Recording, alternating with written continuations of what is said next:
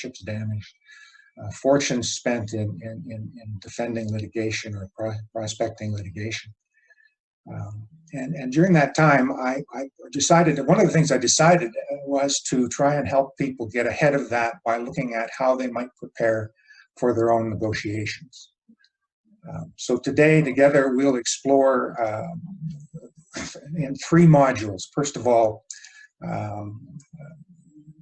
looking at conflict as simply as possible, figuring out how to make it a simple concept, because simple helps deal with complexity. And then we'll look at what I consider to be the 8 relatively simple steps to help you prepare for your own negotiations. And then we'll look at where and how to get some help for this particular set of tools. And so let's begin. First of all, conflict is inevitable and everywhere. That just stands to reason, because we're always negotiating. And if we're in business, we're negotiating. With family, we're negotiating. With our friends, we're often negotiating. And most of those negotiations don't spiral into conflict, thankfully. But when they do, the question becomes, what do we do about it to prevent it from impacting our success and satisfaction in life? And it certainly takes some courage and some diligence to look at your own contribution to conflict, but it is a crucial part of preparing for reaching resolutions. So I recently helped a family involved in a dispute over their mother's estate.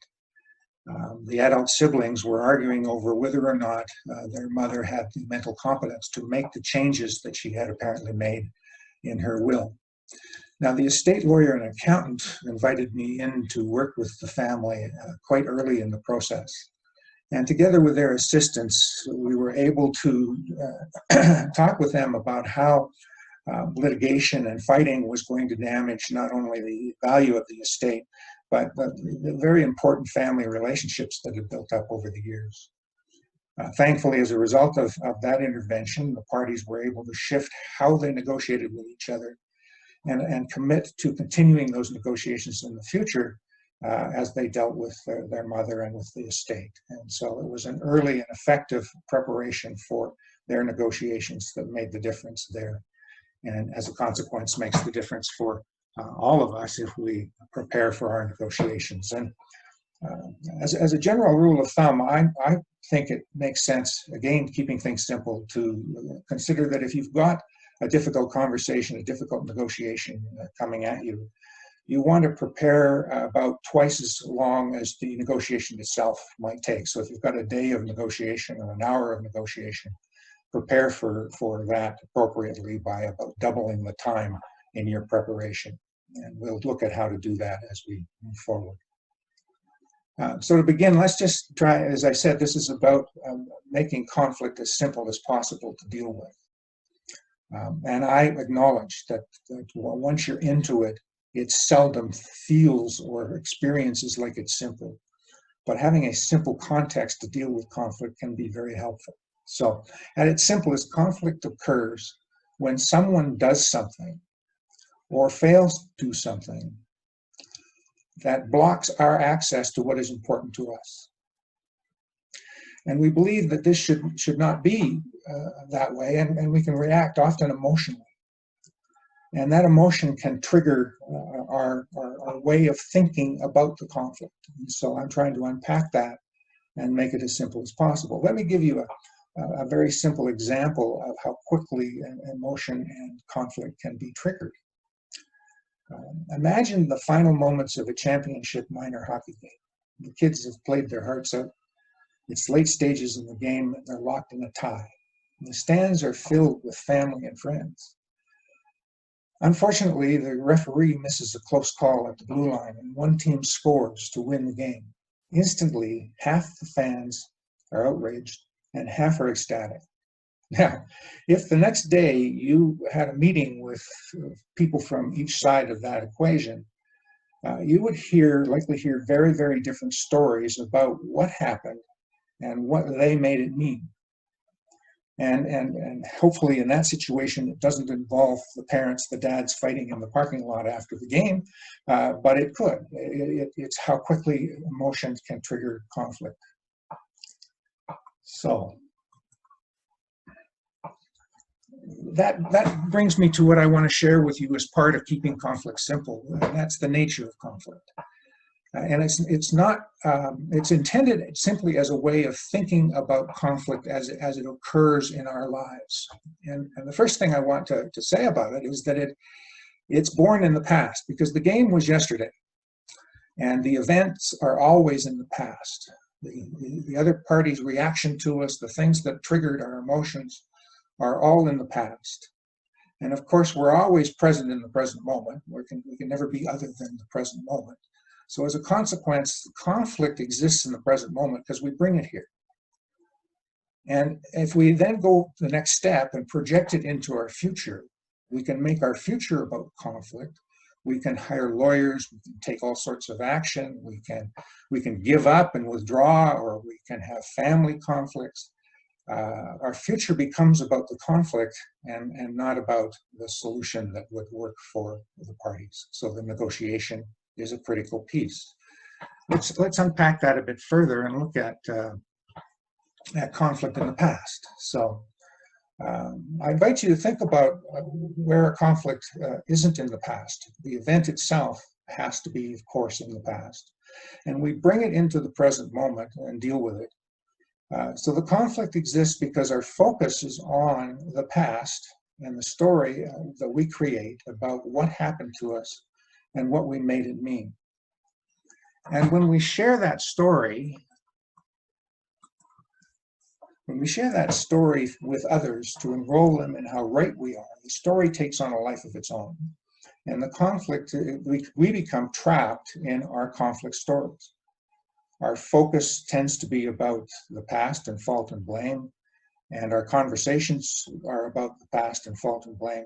And as a consequence, the future is at risk of becoming about the past and fault and blame.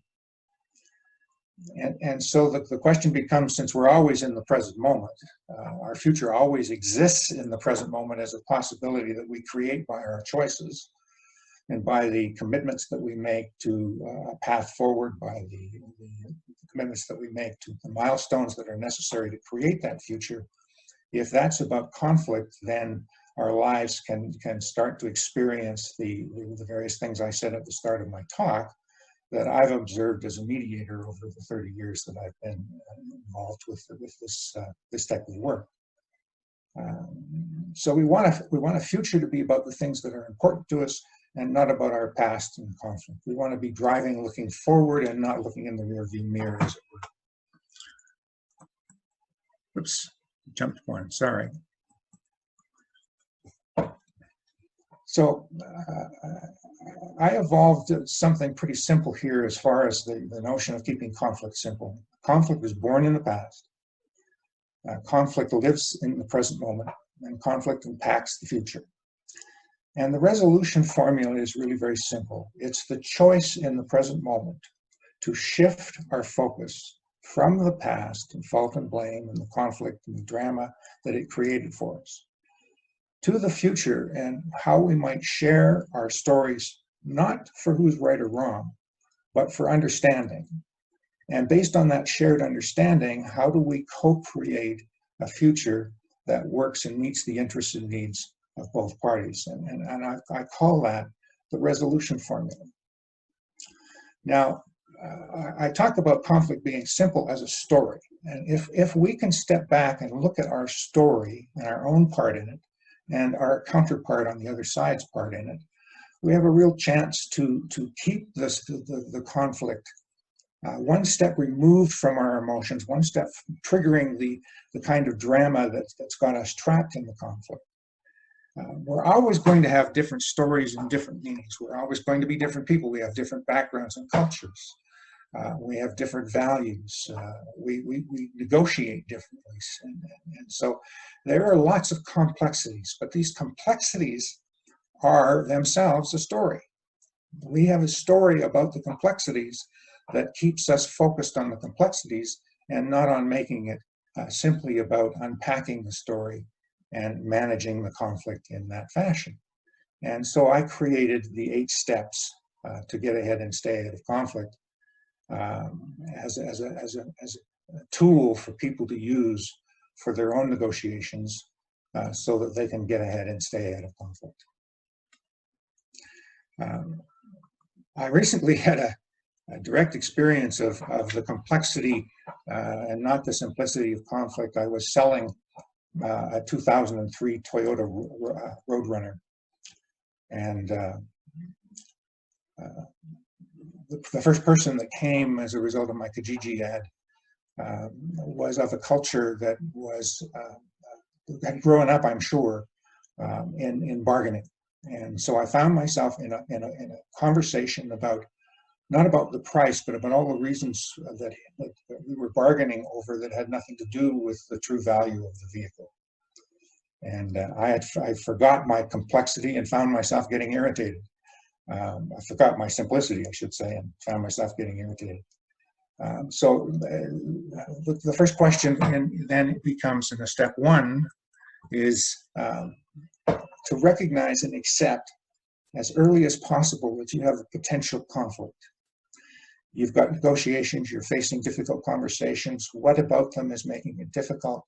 What is it about this person or persons that we're negotiating with that I have a story about that makes it a challenge to deal with these people, and therefore I have a potential for conflict. And you want to recognize that as absolutely early as possible in the conversation, and consider what you're going to do with it. So stepping back from that identification, how do you prepare going forward? Step 1, recognize that this particular set of conversations coming at you may have the potential for conflict. And step 2,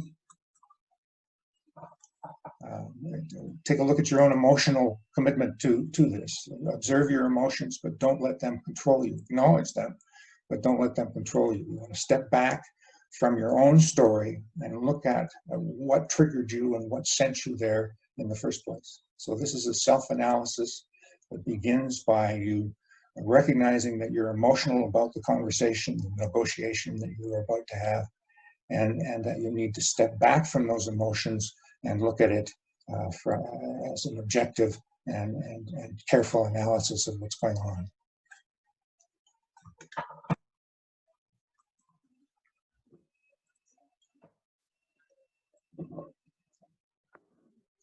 So step 3, here's where it gets a bit interesting. I want you to consider that you want to take the complexity and make it simple. You want to explore your own story and separate what happened, which is the facts, from what you made it mean. Now, over the years, it's been my experience that an awful lot of the conflict exists on the meaning side. Yes, there can be disputes over the facts, but ultimately the facts are capable of being determined. And indeed, if you end up in litigation, the focus of your legal counsel and ultimately is to have your version of the facts accepted by the judge. So the judge will ultimately, or the arbitrator will ultimately tell you what the facts are. But you can look at your own facts and separate them from the meanings, the interpretations, the judgments, and the assumptions that you make about what happened and what you make it mean. And there's a tool, a very simple tool to help you do that. So you can try this. Take a sheet of paper, write a line down the middle, and on the left-hand side, list the facts. And be honest with yourself and objective, and also list what is necessary to prove those facts in as much detail as you can think of. So what are the facts? And then on the right-hand side of the page, shift over and look at how you're interpreting, judging, and making assumptions about those facts and their impact based on your story of what happened to you. So you're separating your story from facts and meanings. And you want to be as honest with yourself and as meticulous as possible. And in fact, this is an excellent exercise for potential conflict. If you in the future retain a lawyer to help you, this kind of separation of fact and meaning is going to be very important to their ability to understand and support your particular claim.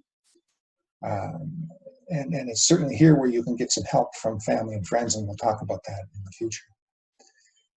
It's really important to be honest with yourself about the facts, and to also do your homework in clarifying how they get proved. I mediated a conflict between a lakeside community, cottages around the lake, and an oil and gas firm that wanted to drill underneath the lake, a directional drill underneath the lake to get at the resource. And part of the landowner's concern was that they were convinced that the company's seismic activity had caused a fish die-off in the lake and impacted their enjoyment of their property. In the process of setting up the mediation, we were able to have Alberta Environment do some research and determine that, in fact, the fish die-off had occurred 6 months before the seismic activity. Now, that was only one of a number of issues, so the mediation continued apace, but it was very important to have been able to establish that fact in an independent way by going to Alberta Environment. And it took it off the table and built some trust in the process. And so that was an example of doing the homework. Now, step 4, and this again is interesting, is I suggest that, again, in service of keeping it as simple as possible, you take a sheet of paper, write a line down the middle, and make your best guess as to how they see the facts. And on the right-hand side of the paper, their interpretations, judgments, and assumptions about those facts. You want to try to understand where their judgments and assumptions and interpretations are coming from. And this is, yes, this is a guess. And yes, it can be complex. And yes, this is where you begin to think about their natural style of negotiating. Are they hard-nosed? Are they willing to listen? A lot of the challenge in preparing for a negotiation is how to get the other party to the table to talk about what really needs to be talked about. And we all know, and when we think about our negotiations, we know people who make that very difficult. And I'm going to talk to you a bit more about how to invite them to participate in a negotiation that actually works. So you've got your own sheet of paper with your facts and your meanings, and you've got your best guess as to their facts and meanings, and you go to step 5. Now, step 5 is all about the analysis between those 2 pages, looking at what are the real discrepancies, the real conflict over fact. And what might I do if I'm doing my own preparation? What might I do to prove the facts in an independent way that isn't a debate over you're right, I'm wrong, back and forth, but is actually a useful exercise to prove the facts? And what might you do with the other side together to assess the proof of the facts in a kind of a collaborative mindset as opposed to a battle? You might retain, a simple example, retain an appraiser to give you a value of something so that you're not arguing over it. Or you might look at outside independent criteria, such as building codes, to determine the height of a foundation or a building, rather than fighting about it. And you want to consider these things and have them at hand as you proceed through to prepare for your negotiations. And you also want to think about what are the roadblocks and barriers, what are the issues and concerns that are most likely to get in the way of us having a conversation. And it is here that you can think about the natural style as you have experienced it so far with the person that you're about to embark in a negotiation. Now, step 6, and this is important. It's easy to skate over it, but it's very important. And it's about getting clear on what is really most important, identifying the interests and the needs and the concerns that guide and drive each party. And so what I recommend here that you do is think about if you were sitting a year in the future, looking back on what had happened, what has to have occurred, what has to have happened for you to be satisfied that your interests and your needs have been met. And do the same thing for the other side. Make a list of what you think has to have happened for them to be satisfied as to their interests and needs. And armed with that information, you are getting very well prepared for your own negotiations going forward. Now, step 7, and this is the getting the party to the table step. And what I have found works really well here, even if the relationship has become quite conflicted, you want to reach out to the other party with an invitation. You're inviting them, not demanding that they participate, but you're inviting them to engage in a negotiation about resolution, as opposed to fault and blame in the past and arguing over. You don't want to argue.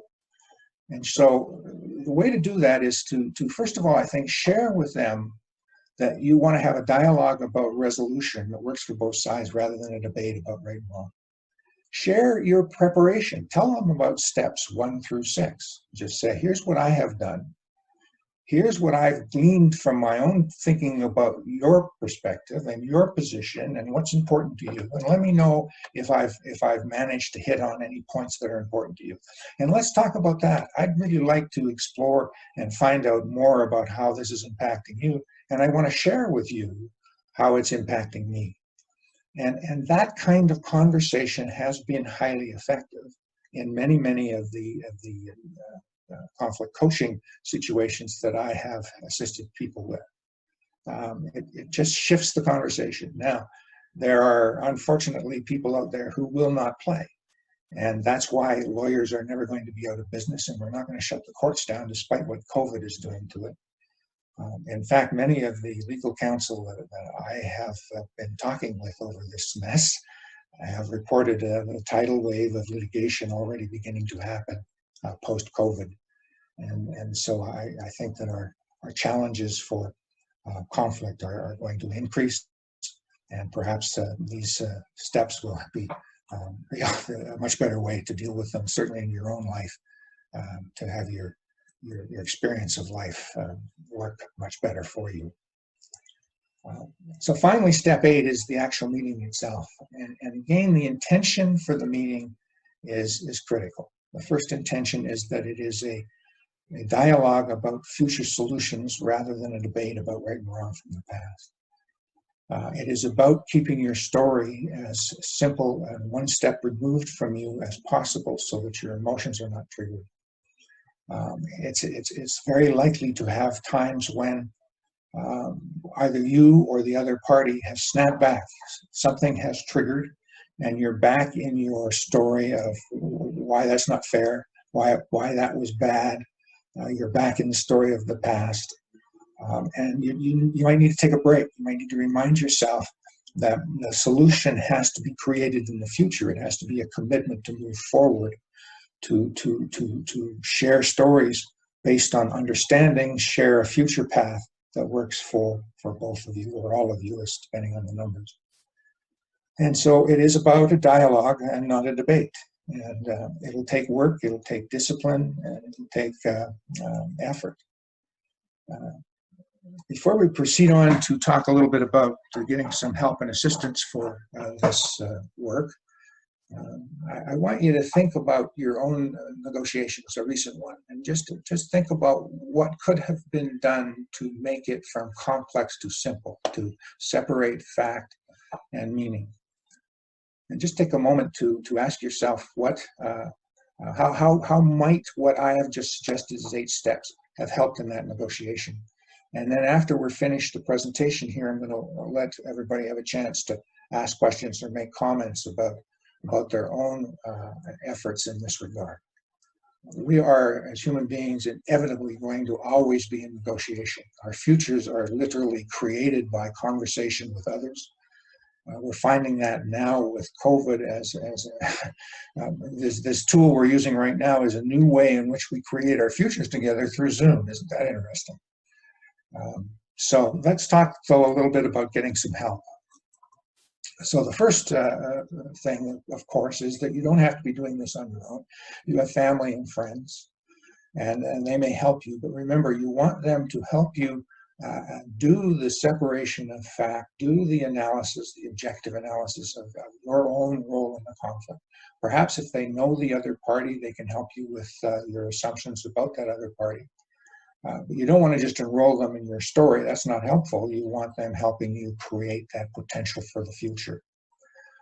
If you have professional advisors, estate planners, financial planners, accountants, lawyers, who work with you, they're likely to be focused on trying to help you solve things as opposed to justifying being right about the trap you found yourself in. So you can certainly reach out to them. And then there is a cadre of professionals who can be helpful, and that's for the recent times the conflict management coach role, and that's a role where you've hired someone to enhance your conflict capacity, to help you with the way you can communicate more effectively, to help you simplify conflict, much as we have just discussed, and to work together to help you prepare for effective negotiations, or help you prepare to manage conflict more effectively. Mediators, of course, are neutral third parties who step into the middle of the story and really, in its simplest sense, work the resolution formula. I think as a mediator, what I'm doing when I'm working with parties, even multiple parties, is really to support them to share their stories for understanding, for what they made it mean and what the other side made it mean. And then to help them shift the focus from that past and stuck to the future and what to do about it together in an effective conversation. So mediators are helping people have the quality of conversation that is necessary for them to reach a good solution that works for everyone. Shifting from positions to interest is what mediators say they're doing. And then very importantly, the lawyers and lots of conflict are going to need legal advice, both from the perspective of figuring out how to prove and establish the facts, and particularly if the other side is thought to be disingenuous or lying or whatever. So sometimes you are going to need lawyers to unpack your story with you. But I think you want to engage with lawyers who are what I call dual track. They're very skilled. They can be the gunfighter that you need if, in fact, this has to remain a battle. But they can also look for and be effective in opportunities for negotiations and for resolution.